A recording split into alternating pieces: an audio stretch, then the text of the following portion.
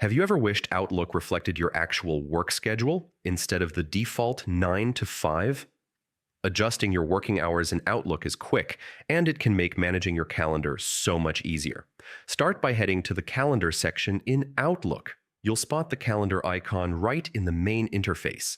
Click it to switch over. Once you're in, change the view to Work Week. This focuses only on your working days, helping you avoid distractions from weekends or days off. Now comes the customization.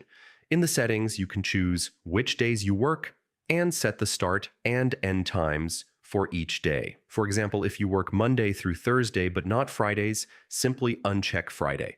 Outlook will adjust your calendar automatically, giving you a clearer picture of your actual schedule. This simple tweak not only keeps your own time organized, but also communicates your availability to colleagues. It's a great way to maintain work-life balance while making sure meetings and invites align with your real hours. And that's all it takes. By customizing your Outlook working hours, you're setting yourself up for a more productive and stress-free week. Try it out the next time your schedule changes and keep your calendar working for you. Thanks for watching and happy scheduling.